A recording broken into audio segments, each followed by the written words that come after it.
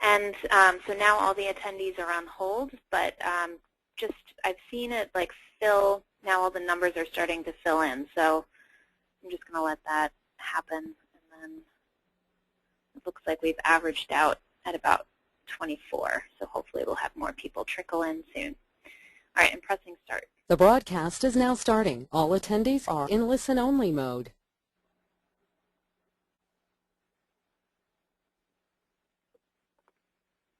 Hi, everybody. This is Liz Comiskey from the Farmers Market Coalition. Thanks for joining us today at our member webinar, Weeding the Social Media Garden. I'm glad that you could all join us, and I just want to say thank you for being a part of this and for being members of FMC. We really appreciate everything you guys do to support us, and I'm really looking forward to this today because I personally get overwhelmed by social media on a regular basis, so I am looking forward to Colleen helping to sort things out for all of us. Let me see, hopefully you can all see my screen.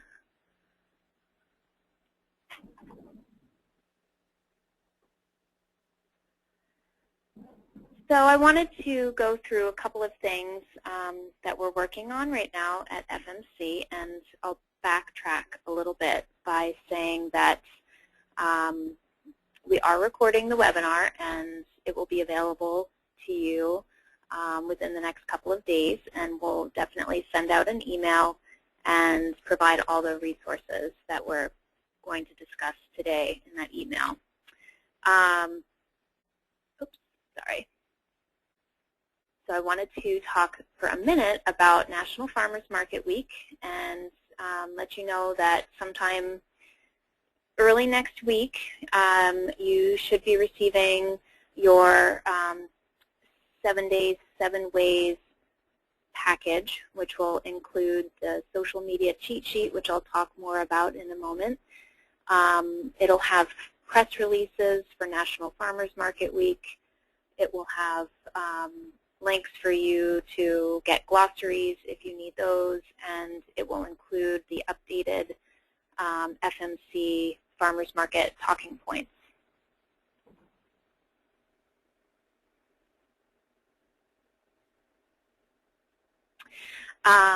So we are just wrapping up our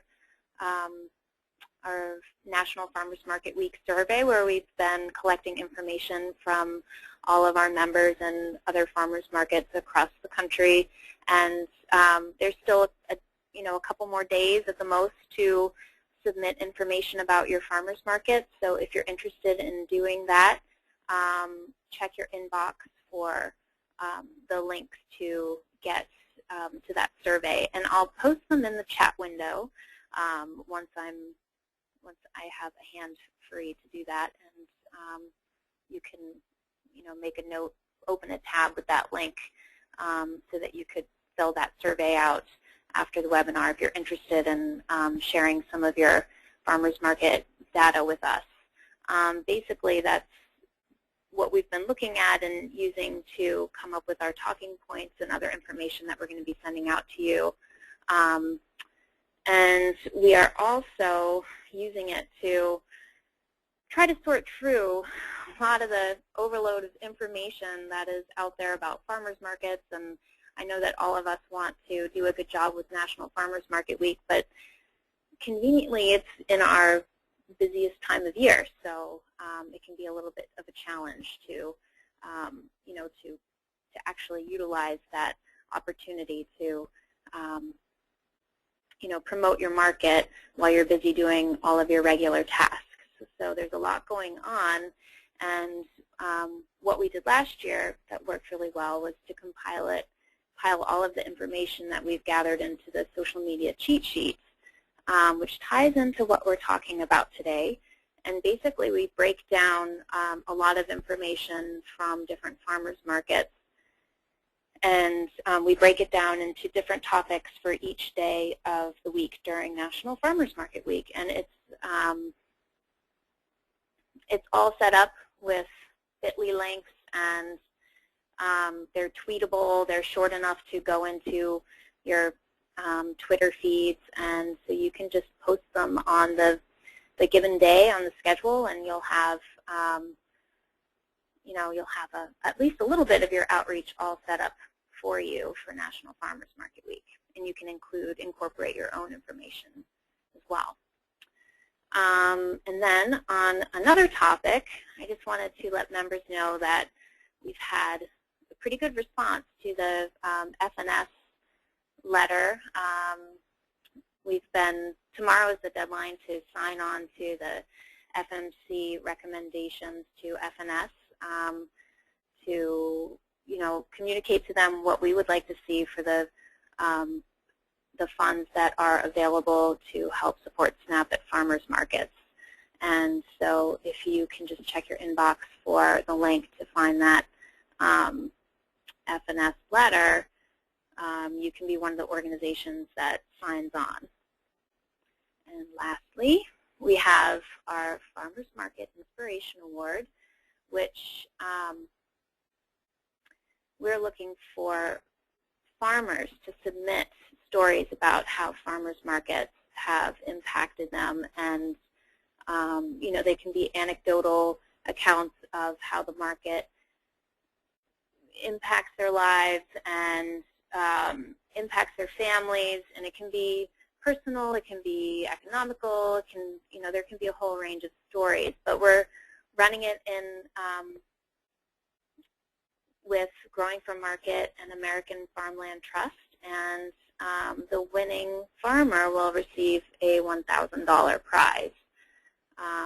If you go to farmersmarketcoalition.org, you'll see this large lavender banner, and you just click on it, and you'll get all of the information you need for that.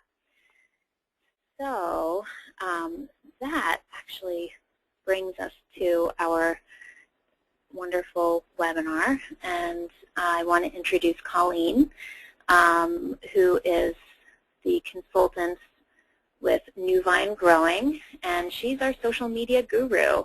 She has a lot of experience with advising farmers and farmers markets and restaurants that specialize in the local food movement.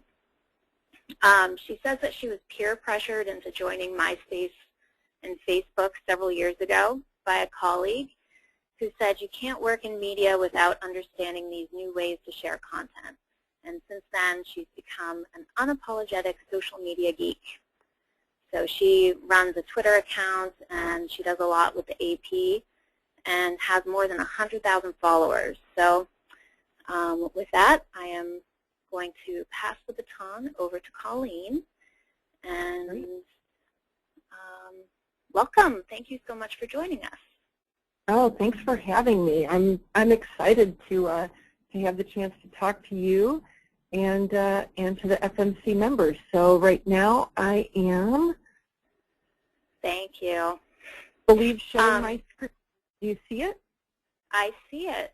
I think it's good. And I also forgot to mention that questions. Please type in your questions for us to answer at the end of the webinar.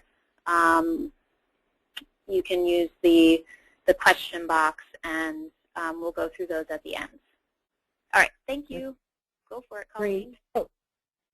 So you'll see on this introduction slide a title that Liz proposed for this session. And the more I thought about it, the more I thought leading the social media garden was absolutely perfect to describe the most important themes that I think we should talk about in social media. The way that it compares in my mind is if you're planting a garden in the spring, it's important to understand what your goals are. Are you just growing a few tomatoes for fun? Or are you trying to feed your family off that plot of land? Or are you trying to run a business? Just as it's important for you to recognize in social media what success looks like, you also have to know the difference between, is this a weed or is this a plant? Do I need to water it? Do I need to pull it? You need to be realistic about the time and the real estate that you have and make some choices about what you won't do based on those priorities. So let's go ahead and put on our gardening gloves and get weeding. So here's our agenda for the day. It's packed. And I will warn you, I'm in New York and I talk fast. So a couple things while you fasten your seatbelt. First of all, as Liz said, this PowerPoint and a recording of the webinar will be available for you afterwards. So if you miss something because I'm flying by, don't worry about having to scribble fast enough to keep up. You'll have all of that. If I go past anything that you need clarified because I just went too fast, use that chat box over on the right to ask a question. Liz can either stop me in mid-thought or we can catch it on the end. Either way, I want to make sure that if I confuse anybody or you need more detail that we get there for you. To me, really interesting mix of people that we're talking with today. Everything from people who are posting to social media accounts daily to a few of you who don't do it at all. So first of all, welcome to the beginners. I really applaud you for coming in. We'll make this hopefully not scary. And I'm going to try and give some help to those beginners as well as some more advanced tips for those of you who are already more engaged, so that the time that you're spending today should be hopefully worthwhile for all of us. So this is a really interesting, I think, snapshot of what's going on in social media today. This website called Personalized Media has what they call Gary's social media account. And I took this snapshot after 30 seconds. There had been more than 1 million likes and comments across all of Facebook, almost 500,000 Apple and Android app downloads, about 700,000 videos watched on YouTube. To me, kind of interesting, 1.7 million Google Plus buttons pressed. So if anybody's counted Google Plus out, that to me says that they're not out. If this feels like a speeding train that's already left the station and you're running fast to keep up, it's not just you. This is a really quickly evolving, fast-moving ecosystem, and it's changing every day. So let's start first with what success might look like. So Coca-Cola has 44 million likes on Facebook. Lady Gaga has 26 million followers on Twitter. Justin Bieber has the most viewed video of all time on YouTube with about 755 million views. And when we're talking about what success looks like, it's a good idea to start by figuring out what's your goal. So the best practices for me to drive from New York to LA compared to driving from New York to Boston might look a lot alike in a lot of respects, but the direction is different, and so are the milestones. So let's start a little bit with what we're even trying to achieve. So to me, social media is just one more tool to achieve your goals. It's not a separate thing sort of stapled on. It's just like your website or your email or your market brochures and banners. It's another tool to help you reach the right people with the right message at the right time, and to really think about what you want them to do. What information are they going to need if you want them to shop at the market? How can you get them excited if you want them to give? And what's the specific next step you want them to take? Not just generally, I'd like them to donate, but first they need to click on this link, or first they need to register. What's the very next thing you need them to do? And what's in it for them? We really need to stay focused on. People are feeling very overwhelmed on the receiving end of all this social media. If there's not some good reason for them to pay attention, they might not. So you probably won't be able to make out all of this text. That's okay. I'll give you a general idea of what this means. This is a chart from an organization called HubSpot, and it shows kind of a chart of integrating all of your communication channels to meet your nonprofit goals.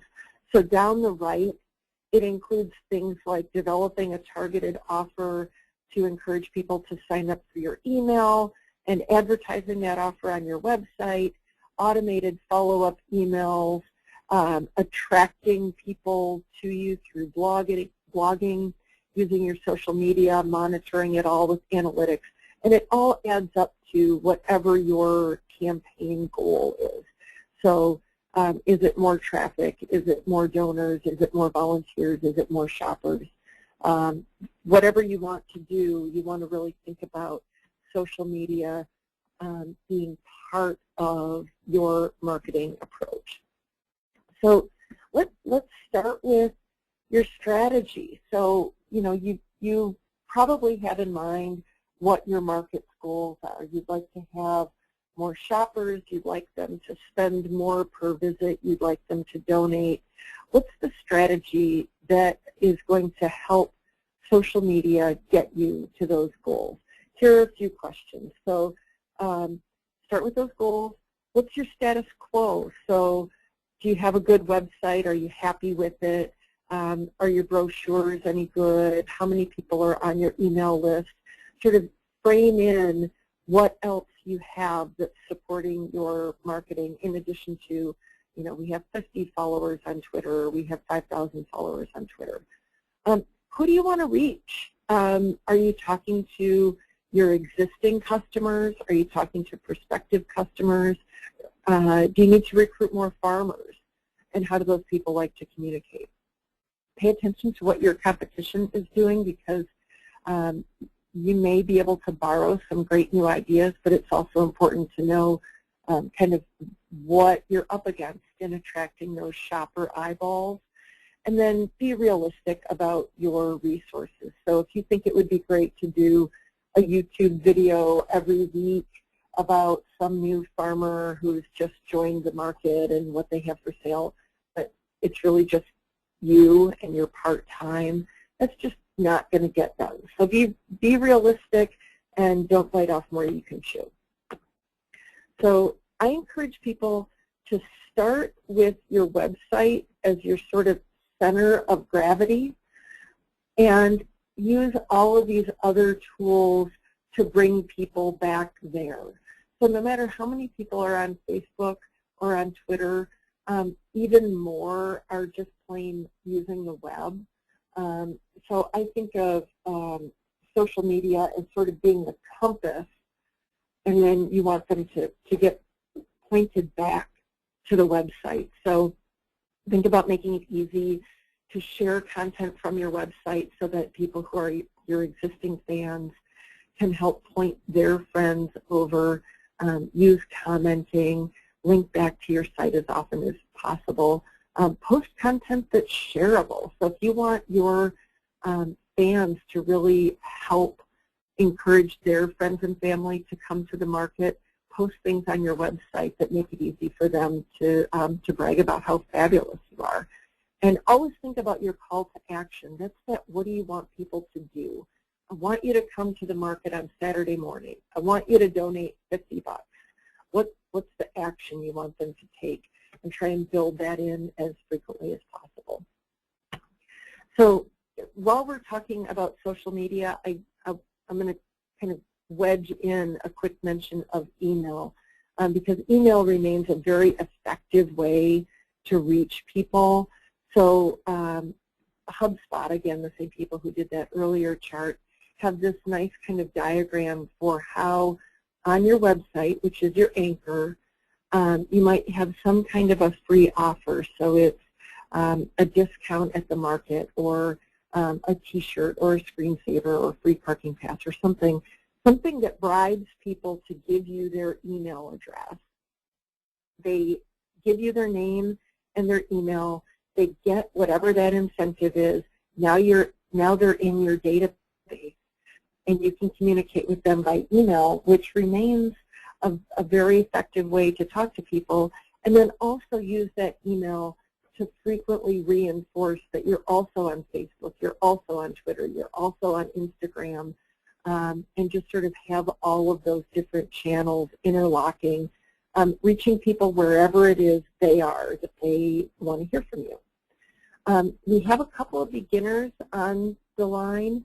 I'm going to gloss over this getting started really quickly and just let you know these are 5 things to do if you've never started a Facebook page for your market. You'll have these here when you get the PowerPoint as a follow-up later. If you have questions, you're welcome to email me. Here's what signing up looks like on Facebook. And then similarly, we're going to gloss over this really quickly, but I wanted you to have as a resource what you need to do if you're getting started on Twitter, and then what that looks like. They're both very easy to get started on. Also wanted to talk about, there's a lot of buzz around Facebook and Twitter, but what are the other services that you might need to know about? Pinterest is one that you're probably hearing a lot about. If not at the market, then if you have any friends who are planning a wedding, it seems like every bride is sort of obligated to have a Pinterest with pictures of potential dresses. It's a visual-centered social networking site. It's all driven by the photos. There's a stat that gets thrown around that about 80% of pins, which is what it's called when you post something on Pinterest, is a repin. So it's something that another user already shared before the next user grabbed it to share with their followers. So once you get in this ecosystem, things ricochet around a lot. Here you can see I've done a search for photos about farmers markets, and if you look under those photos, you can see that in the caption they all specifically use the phrase farmers market. So make sure you're using tags and captions that make it easy for people to find you in searches if you're using pictures. Instagram is all about mobile and social. So you snap a photo on your iPhone, maybe add some kind of funky filter or effect, and then you post it on the go to Instagram and maybe to Facebook and Twitter as well. Photos get a lot of engagement on Facebook, as we'll see in a few slides, and Instagram is a really popular app for creating those photos. Foursquare is the dominant location-based service, which is based on users taking an action called checking in wherever they are and sharing that information with their friends via Foursquare. They also have the option to share it on Facebook and Twitter. Foursquare has recently revamped its service to make it more about recommendations and tips in addition to where your friends are. I think they're starting to eye up Yelp as a competitor, making it more about, I know where you are right now and this is where you should go for pizza. Why would you even bother to tell your friends where you are? Can feel a little bit big brotherish if you've never used it. Maybe it's because you hope your friends will meet up with you for a drink, or you're hoping on a discount from a business that you check into. The future of this is likely something that's called geofencing, which is a more proactive way the site or something like it might work. So I would tell a geofencing service that I need to go to the dry and where my dry cleaner is. And then whenever I'm in a 5-minute walk or drive of my dry cleaner, my phone's alarm would go off and remind me to go pick up my. I happen to be terrible about remembering to go to the dry cleaner. So here's a really kind of quick run through some tips, and I'll just go ahead and put all of these up. So on Twitter and on Facebook, asking questions is one good way to engage. On Twitter, you want to set up some saved searches for the ways that people might talk about you, so that might be the name of your market, and anytime someone talks about you, answer them. It's just polite if they're saying something about you, positive or negative. We'll talk about the negative a little bit later. In your tweets, use words that people will search for. So one of the examples I use is if you refer to yourself as a terminal market, for example, and people in your community have a saved search set up on Twitter for farmers market, they might miss you. So think Twitter is much more literal in that way than Google. It doesn't care what you meant. It only says what you said. Hashtags are those weird things you see with the pound sign in front of it. It helps facilitate searching on Twitter, and using those is another way to help connect with other people who are talking about the same topic you are. And Twitter will tell you what the trending topics are. So if everybody else is tweeting about Alec Baldwin's wedding, you know, you might not have a natural connection to it, but if you do, maybe you can get people to pay attention to you because that's what they're excited about. So in a few days, you'll probably want to be tweeting about the Olympics. Photos and graphics are really popular on Facebook. Using the tagging function for other people and organizations gets it to show up in their feed as well, and you can start a conversation. Don't just comment on your own page. Go comment on other relevant people's pages and groups, on your farmers' pages or on your city hall page or something. And you're also able to design landing pages. Sorry about that. I was going to tell you a little bit about our experience at AP. Facebook is taking away tabs. So the way that landing pages work is a little bit in flux, but at least for right now, landing pages are an option. A few more tips to try. We haven't yet talked about YouTube. Video is really, from everybody I've talked to, it's the future of social media. It's the future of the web. Phones have gotten so much more powerful. Tablets have gotten so powerful that and so common that people are not just watching video at home. They're now watching it while they're stuck in line at the grocery store. So video is becoming a really popular way to engage with consumers. Some ways to reach people include just making sure that your titles and your captions also help to tell the story, and you're able to put some text over the bottom of your video as well. So all of that helping to reinforce what it is you want people to do next. Google Plus is still a smaller service, but I don't count out Google ever. Those people are just crazy smart at Google, so I continue to pay attention to what they're doing. In particular, Google Hangouts are a really cool function.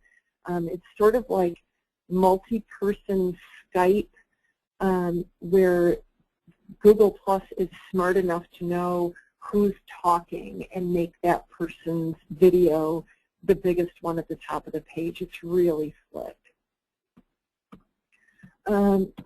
Lots of other platforms are out there, and like we talked about with leading the social media garden, just because something exists doesn't mean you have to do it, but here are some ideas if you wanted to try it. So, you know, if you think, for example, that connecting your vendors to each other might be a good idea so that they can do some networking and talk about best practices in displays and just sort of share amongst each other. LinkedIn might be a great place to do that, and then they can sort of demonstrate out to their networks that they're part of your market. So I'm going to gloss over that. It'll again be in the PowerPoint when you get it afterwards, so that we can spend a little bit more time on what works on Facebook and Twitter. So if you don't know Dan Zarilla, he's an amazing social scientist who studies results on things like email and social media and webinars. And so he took 1.3 million posts on the top 10,000 pages on Facebook to see what got the most likes and shares. And in that hot pink up at the top, those are the likes for photos, then text and video and links. So look at how dominant photos are in getting likes. The next thing down in teal is comments, photo, text, video, and links. Text is a little bit more successful in getting comments, not much. And then look down below that in the lime green, those are shares. And photos just bury everything else in shares.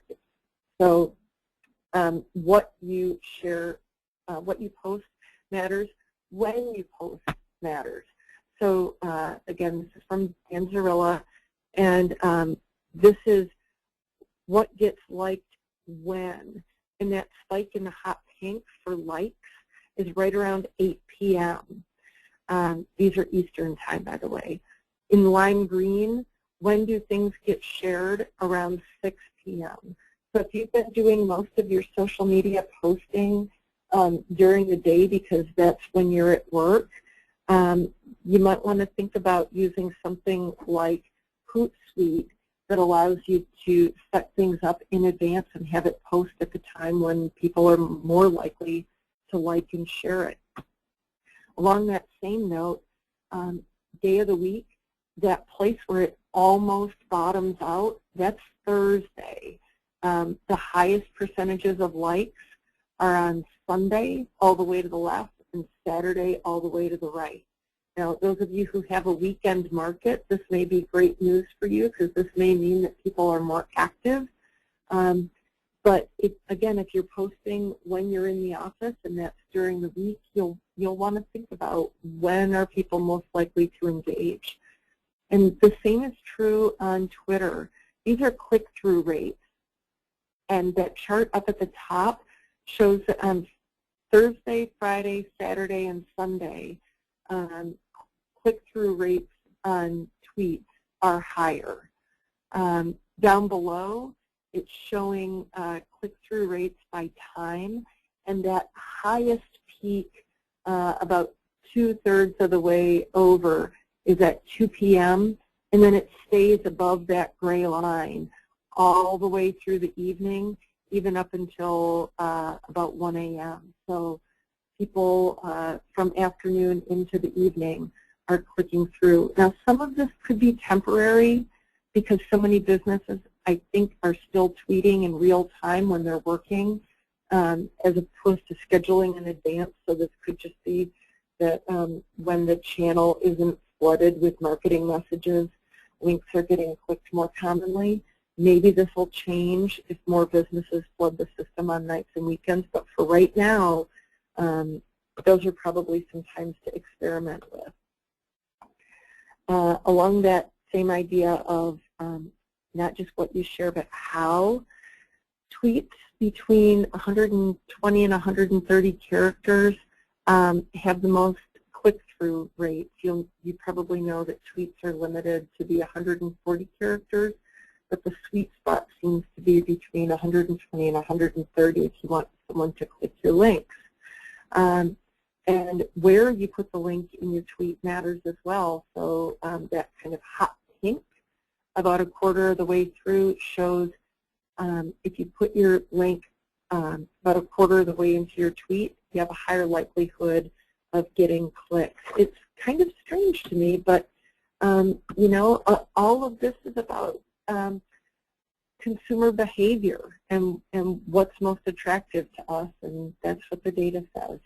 This is fascinating to me. So Dan Zarilla analyzed the top 20 words and phrases in tweets that get retweeted.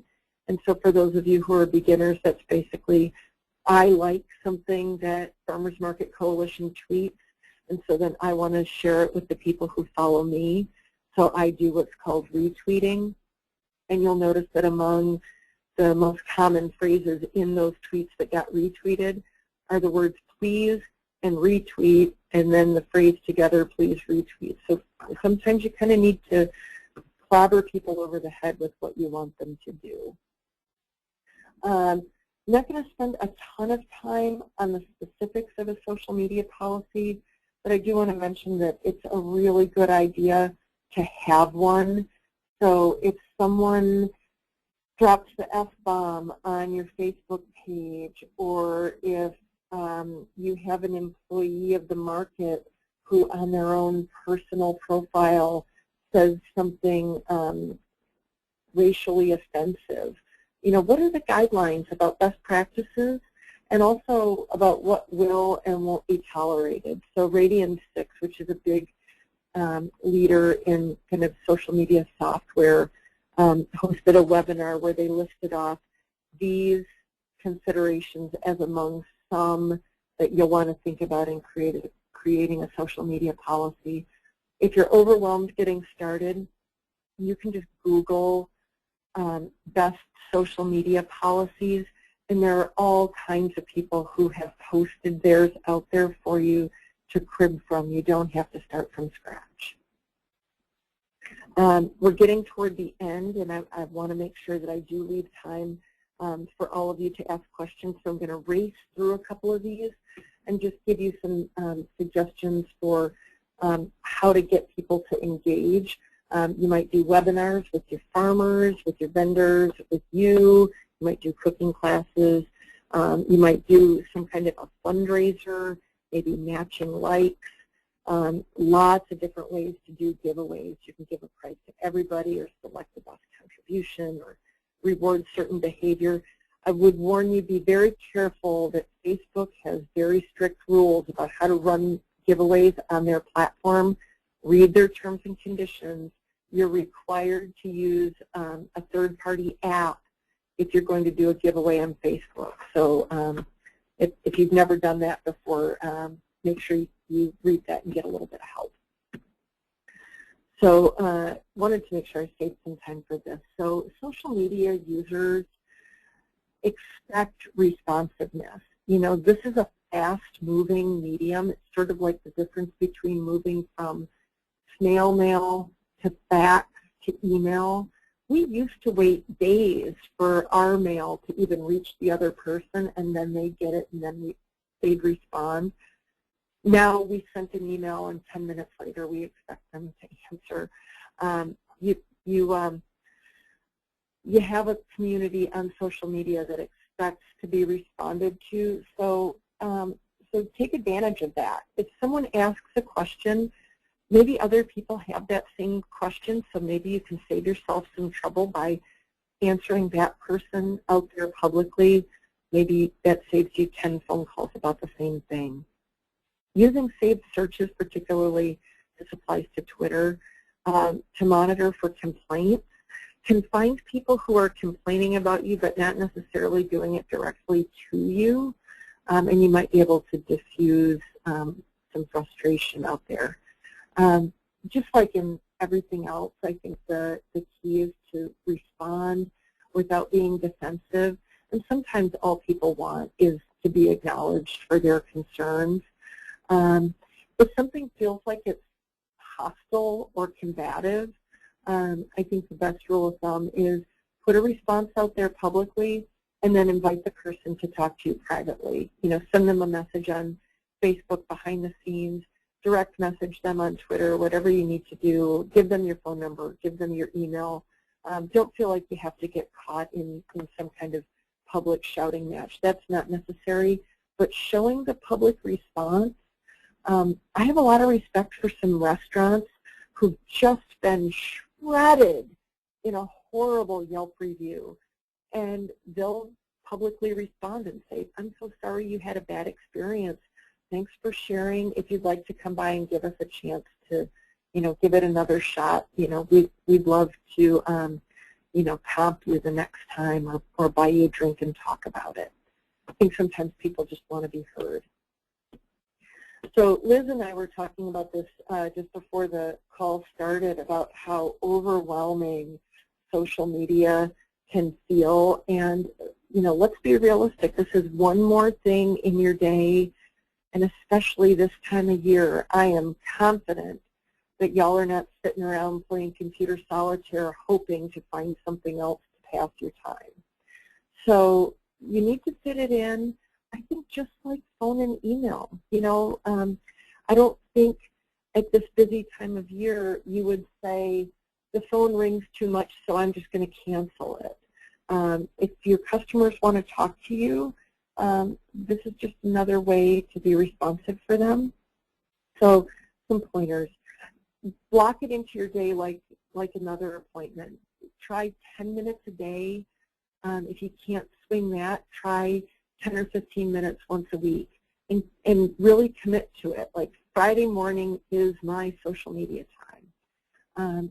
If you break it up into bite-sized pieces, it might not feel as overwhelming. So for example, on your market day, shoot a couple photos on your phone. Photos we saw earlier do really well on Facebook. So if you shoot a few at market and then during the week post one day and one another day, boom, you're done. Make the tools work for you. So Facebook on Pages just started rolling out the feature to be able to schedule posts in advance, which is great. So if you schedule this 10 or 15 minutes and you want to set some things up in advance, so you have something go on Tuesday and something go on Thursday and something go on Saturday, you can do that. Hootsuite happens to be my personal favorite because you can do Facebook and Twitter and LinkedIn all from that one same tool. But there are lots of others out there. So, and Hootsuite, by the way, is free.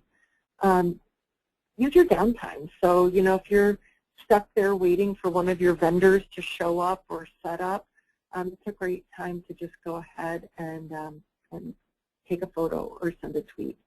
And again, be realistic. You're busy. Don't try and do it all. Do one thing. Just say, you know what, this week I'm going to commit to posting twice a week on Facebook. And once you think you've got that under control, then maybe move on to Twitter. Since we started at the beginning by talking about goals, you probably want to know whether you're hitting your goals. And so develop a system for measuring. Facebook gives you great statistics for who's visiting your page and whether they're clicking your links. Hootsuite does as well. It'll tell you who's clicking through, which of your links got clicked. A lot of the other link shortener services, which we didn't even talk about, but for those of you who know Twitter, the link shortener services will tell you which of your links got clicked. So using that information that's available, look for trends. What's getting comments or shares? What's getting clicks? And if you're using your website as your center of gravity, you'll be able to see, oh, that day that I posted that cool photo of the band playing at our market, I saw a surge in people visiting my website, or even better, I saw a surge in people coming to my website and donating. So using your website as your center of gravity sort of lets you then analyze your Google Analytics or whatever your other website traffic measure is to see what's working to get people to come over. When we talked about what works and what doesn't, different times, different days, photos, not photos, I'd experiment, you know, sort of take the same idea, like encouraging people to come to your Saturday market, try it once with a photo, once without. Try posting it on Thursday, which remember was our dead day. Try posting it once on Sunday. See if it makes a difference. And keep focused on those end goals. So if you post a video, do you see more donations on that day? Really keep it coming back to, why am I doing this? I'm going to gloss over this just so that we have time to get to questions, but this is a nice chart from HubSpot that gives you some examples of what you might measure, and you'll notice that under every single thing they get to number of customers, number of sales, number of leads. So likes are nice, retweets are nice, click-throughs are nice. Ultimately, it's about making your cash register ring. That sounds too crass. But so if you see that the more active you are on Facebook, the more people show up at your market, that's a win.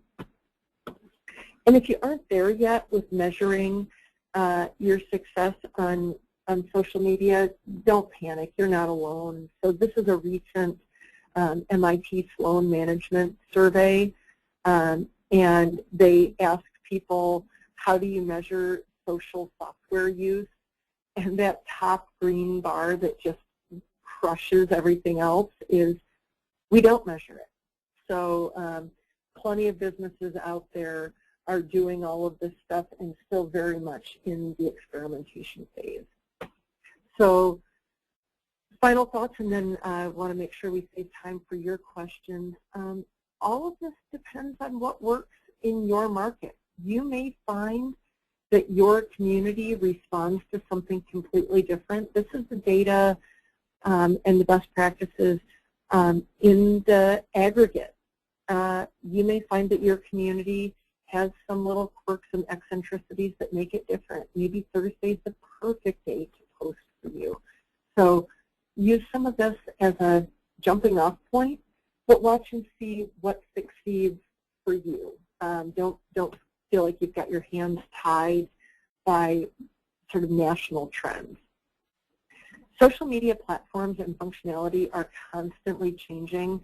I feel like Facebook does this because they just think it's funny. So you get used to how your profile page looks, and then, ha-ha, here comes timeline.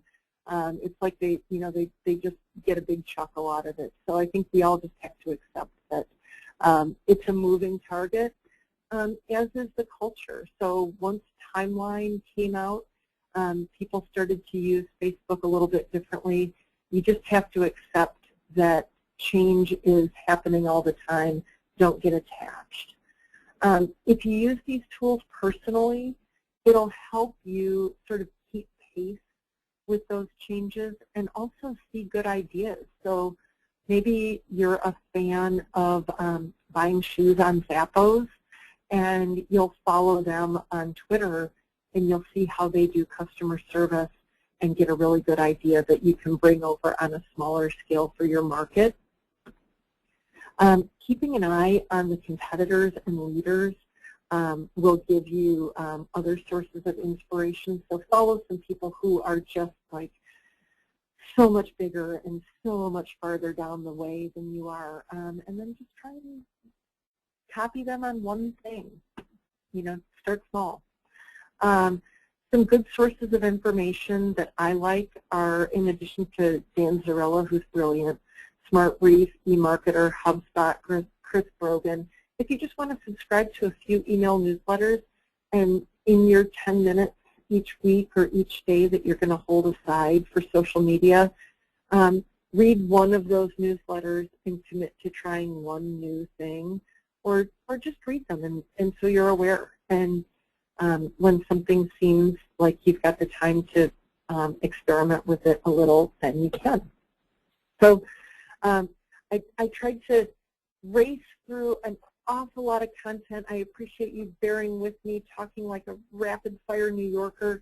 I'm now ready to take all of your questions if I left you in the dust by talking too fast about anything. So thanks so much. Liz, what have we got? That was great. We do have a few questions, and we just got a good one from Deborah, who asked about examples of farmers markets that use Facebook well, and I replied to her by, or actually replied to the group, and said that if anyone has suggestions, or if they've seen farmers markets that do really well with social media, post them, let us know what they are, and you can post them in the question box as a reply to this, and I'll read them out to you guys. I think one market that does really well, and I just saw several posts from them today, is Hub City Farmers Market, and I think they're in South Carolina. So there are lots of them out there that do really well.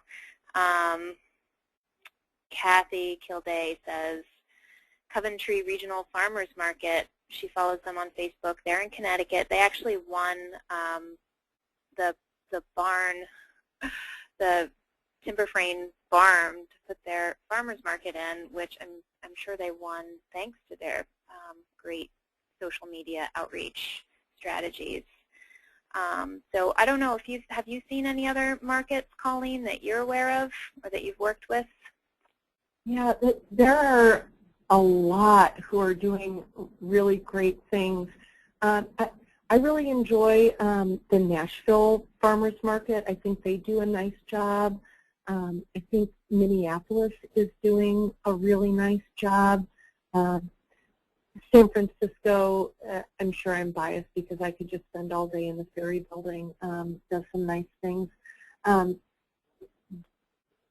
But I'll put the asterisk after that, that it really depends, again, on what your goals are. So don't get freaked out if you aren't, you know, the giant entity that San Francisco is.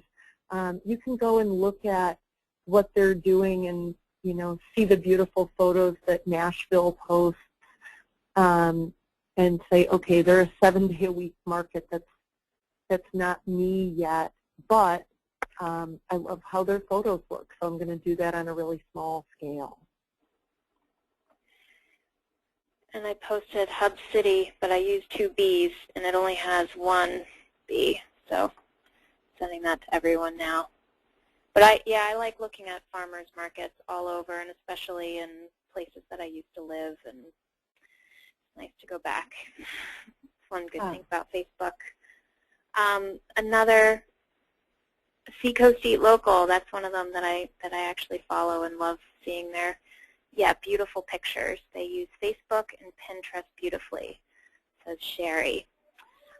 Deborah, it's called Seacoast Eat Local, and it's an organization, a regional organization in Seacoast, New Hampshire. I don't think I know them. Ooh, I can't wait to check them out. Very nice. Let's see, Deborah asked about Flickr versus Pinterest. So it's a good question. They do different things, and Flickr has started to kind of fall out of favor. They're not the dominant photo sharing service that they once were, but they do different things. So Flickr is a little bit like YouTube for photos. So I go on my family vacation, and I come back and I've got 50 photos I'd like to share. I upload them to Flickr, and then I can just email that link around to my friends and family that I saw on vacation instead of sending them 50 attachments and crashing their email inbox. Pinterest typically is more about, I go to the Farmers Market Coalition website and I see something that I like on their site, and I'll pin that to my Pinterest. So it's less used for photos I actually shot and more for things that I've found around the internet that I'd like to share with my friends and family and followers. It's interesting that you noted that difference, though, because my husband is an artist, and he's uploaded some JPEGs directly to Pinterest of his art, just kind of experimenting with how will it work for him if he goes direct and just uploads them. So I do know that it has that capability. I just think he's probably the only person I know who does that. And how did it work? Not so well so far. Okay. But you know, I think that's a function of partially who's on Facebook, or I'm sorry, on Pinterest right now. It's very heavy on wedding planning, home decor, and food. And until John, I think, hooks into the people who are doing home decor, I don't think art has necessarily become as common a use for Pinterest. But food, you guys, people are posting the most beautiful, amazing food porn on Pinterest, and so if you can latch into people who are fantasizing about, you know, perfect in-season strawberries, you can really be a part of a passionate community. Great. I have a couple of other questions, some interesting ones. Suzanne asks, she asks about measuring success, and I think that her question is more about, rather than just the metrics, but how do you measure the success of the time that you're putting into social media? And is it possible to, like, how do you recommend people measure meaningful conversations Right. versus contributing more noise in people's lives? Right. It's a great and a very hard question to answer. So I think the answer to that is going to be different for every organization, and it's what value does it add to your functionality. So for example, it's also really hard to measure the value of doing public relations. So you do, this was the last webinar we did, so I'm going back to that as an example. Let's say you do 4 press releases a year, and you get a few stories in your local newspaper and on your local radio station. Okay, well, that's nice, but what's the value to you? I think ultimately the value is visibility. It's reminding people to come to the market. It's helping to tell your story. It's hopefully getting more people to come and shop and spend with you. So I think all of this is a really squishy way of saying, if it seems like as part of your overall marketing plan that includes having a website, doing PR, having brochures, if it feels like the conversations that you're having are either bringing more people to the market, or if they're bringing you questions that you weren't hearing before, you know, maybe you're tapping a different population if you start to hear questions or concerns that you haven't in the past. There is a noise aspect to it, and I think that can take some practice, how you sort of filter that out. But I think it's a lot like reading your email in the morning. Now that we've all had email for long enough, you can probably pretty quickly read through your email inbox and tell what's important and what's junk, or what can at least wait. And the more time you spend on social media, I think you can do the same. You can sort of skim and say, okay, I can ignore that. That can wait. Wow, this is really an emergency. But I would ultimately bring it back to your goal. So if you get more active on Facebook, and at the end of your season it looks like more people were shopping and they were spending more, hopefully as part of your big sort of overall marketing push, that contributed to your overall success. I should say, though, I glossed over one point that I really should have hit in my central presentation, and I'm glad that, that this question reminded me. A lot of people think of social media as being like this picking up a megaphone and blasting your message out.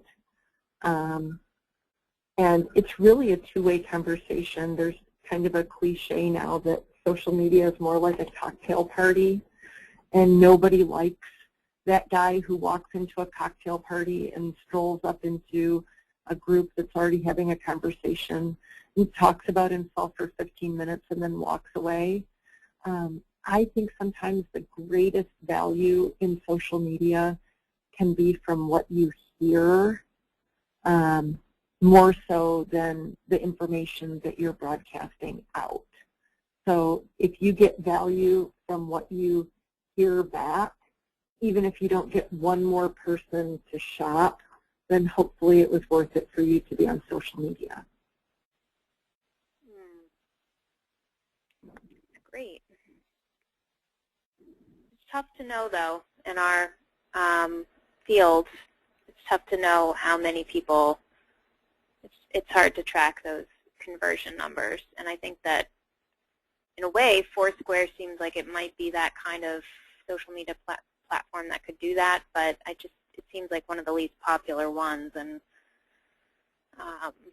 but it's the only one that actually would show you how many people were actually going to be physically present at the market. So, yeah, I mean, there's a check function on Facebook as well, but I don't think as many people use it. It's still a very niche behavior, but you're right. I mean, it's hard to tell right now. This is a very young tool. It's one tool of many, and I think, just like you wouldn't go to an architect and say, was the screwdriver successful in building my new house?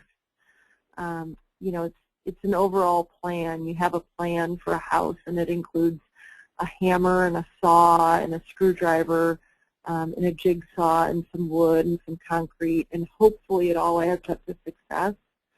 I've heard this sort of rule of thumb in fundraising that you want to touch people 7 times for every time that you ask them for money. And so, I've talked to people in a lot of parts of the nonprofit space that if all social media does is give you more of those in-between touches that nurture the relationship, so that when you do come around with a hat in hand, people don't feel like it's the only thing you do, well, that's got value. So true. I'm just going to add one more comment from Sherry, who shared an interesting tactic that her farmer's market uses. I'm assuming it's her farmer's market. She says the Newbury, yes, it is her market. The Newburyport Farmer's Market uses Pinterest as photo inspiration, and then they encourage their Facebook followers to click on the photos to then go to the recipe. And she said that it's been really successful.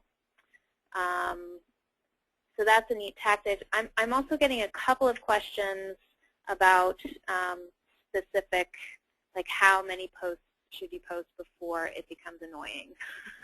Is there a number, or is it just like you were saying before that you just have to pay attention and do trial and error?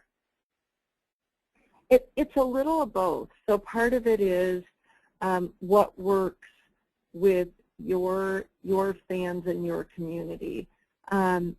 With the way that Facebook pages are working now, on average, only about 10% of the people who have liked your page are going to see your post show up in their news feed.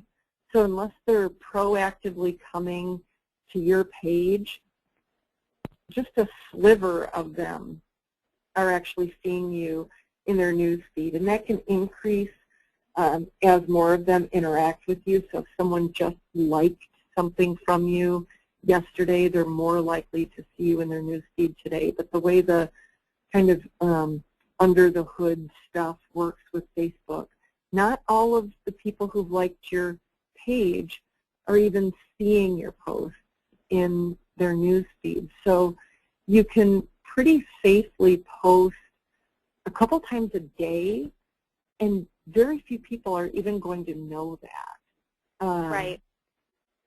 So if I were looking for kind of an annoyance level, I might say 2 or 3 times on Facebook a day is probably reasonable, provided they're, different kinds of things. Twitter, you can be much more aggressive. The way Twitter works, that's a giant fire hose of information, and it's just flying by. if you wanted to, you could probably post once an hour on Twitter and not irritate people. It's a very different culture. I don't know as much about Pinterest. I see people going bananas and posting like 20 pins on Pinterest in a day. I think they just go on a tear and like mark up everything from Martha Stewart magazine all at once. But I just sort of watch. Like, if you have been posting once a week on Facebook and you amp it up to twice a day and you see the number of people who like your page start to shrink, pay attention to that. If you start to see it grow, you're probably headed in the right direction. That's great advice. I have another really good question that I have to ask, and it's from Suzanne, and she's wondering if there are any copyright issues with social media. Oh, we could do a whole session on that, Suzanne. And in particular, I think Pinterest is really interesting to watch. So all of those beautiful photos that you see when people pin can end up divorced from their original source, just sort of in the pinning and the repinning and the way that works. That sort of connective tissue between Pinterest and where it came from sometimes gets lost. And then a photo that potentially a professional photographer worked really hard to get that beautiful photo, is no longer getting credit. The organization that paid him or her is no longer getting credit. And so there are a lot of people very angry about the intellectual property issues of Pinterest and whether the content creators and the platform, the people that posted it, are getting proper credit. Same thing, like, if you're posting a photo to Facebook and it's not yours, you're stealing. So, better to ask people permission. You might have loads of fans who would love to have their amateur or professional